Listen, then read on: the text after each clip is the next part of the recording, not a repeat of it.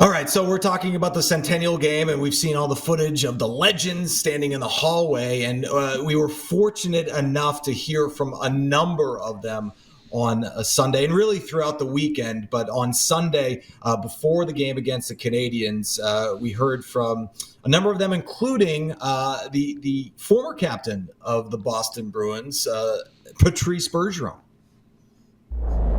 I mean, it's special. I think it's just to be a part of it is something that I think means a lot to me. And you think about all the history that this franchise has had, and the legends that have been through these doors is very meaningful for me to be a part of the celebration, and especially against Montreal and their history as well. Patrice, if you can remember when you first got here, what you knew of the history of the team, and then when you started to realize the meaning of being a Bruin. Yeah, I think right away when I came in, to be honest, I didn't know that much about the history and everything else, but as soon as you walk into the doors and you see the legends, walking in at any given time, from John Bucyk to Wayne Cashman, that was an assistant coach back then, to Ray and all the the amazing players in Cam. So very special. I think you understand it very quickly, and these guys always been available to answer any questions, and it kind of makes you understand what it really means to wear that jersey and the pride that you have to wear with. I noticed the inside of your jacket. Was that special? Yeah, special made. Yeah, from the team. So a little gift from everyone. I think. Very thoughtful and pretty special little piece of a little surprise, I guess, and that I can cherish and keep at home. How much do you embrace now being part of that group that can be a resource for today's players and future players? Yeah, I think it's definitely fun to try to be around and try to help out as much as you can. I think it's there's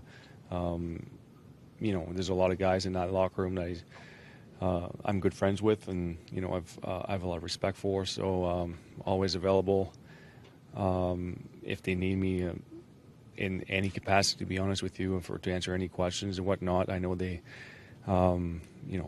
they have it handled, and they have a lot of leadership already in that locker room. But just just like I did, I guess, in my days, it's just more being there for them and to support, but also being a fan and showing, I guess, support and showing that you're pulling for them.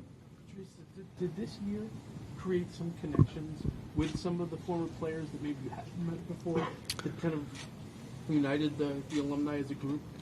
I can't say particularly that I've had to be honest, it's over the years. I think I've done that. Being able to get to know some of the guys, whether it's at the golf tournament, or during the year, guys coming in. As I said before, the guys are welcome in the locker room. They always, the alumni always usually come in and say hi and shake hands. So over the years, I've gotten to know a lot of those guys, and it's obviously always special and meaningful to have those conversations. I have a lot of respect for all of them, and I think you just carry on that tradition, and it's always a lot of fun to be able to do that. Patrice, players tend to live in the present, and they say, when I retire, I'll stop and reflect and start to look back on my career. Have you had a chance to do that? Put in perspective?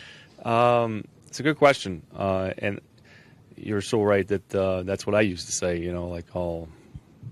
When I'm done, I'll be able to look back. I don't know if I really have done that, to be quite honest. It's at times I've done it, but it seems like life comes at you so fast that you don't really always take the time to reflect and look back. But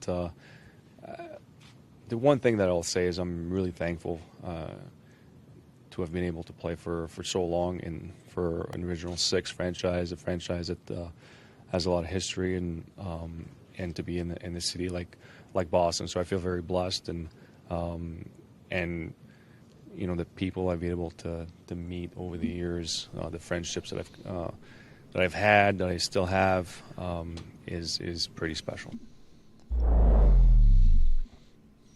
Brick, if there's anybody who understands what it means to be a Bruin, it's Patrice Bergeron, right? Yeah, you talk about will and skill, right? Just to steal a little something from Harry Sinden's comments. But I think the thing that I really appreciate about Patrice's career was that it was 100% with the Boston Bruins. I mean, you think of some of the great players, right? Ray finished his career, storybook ending, winning Game 7 Stanley Cup, but that was done in Colorado. Espo gets traded in the mid-'70s to the Rangers. Johnny Bucyk started his career in Detroit. Cash was 100% a Bruin. And so there's very few of those, spend your entire career with. Nifty come over from the Rangers. So I think I appreciate that a lot about Bergeron. I think it's very special that he was a Bruin his entire career and what he accomplished as a Boston Bruin and winning that Stanley Cup in 2011 along with all the individual accolades. But I'll also say this about Patrice. He's so raw to retirement. He's still transitioning. And to ask, and try to get comments from him about, being part of this group that was being recognized as the legends of the franchise, he's not quite there yet in terms of wrapping his hands or his head around that because this retirement thing is so fresh. And you can tell just in his comments, he's sincere. He means what he says. He has emotions, but I know from that situation, when you retire, it takes a little while to get comfortable with the fact that you're not in that room anymore. And that's the sense I get from Patrice. And that's not a negative. I think it's just an observation, and it's something I appreciate because anybody that retires from this game, whether you go out on your own terms or not, it's that transition period of not coming to the rink every day and what you miss. And I think I remember talking to Patrice when he was announcing his retirement, following through on his retirement, that there was going to be this transition. And I think he's still, on the fringes of that, Adam. Yeah, no question about that. It'll be great to see him back on the ice, by the way, December 7th for the charity game with the 2011 That's pretty good teammates. roster. Pretty good roster. Yeah, not bad. Warrior Ice Arena.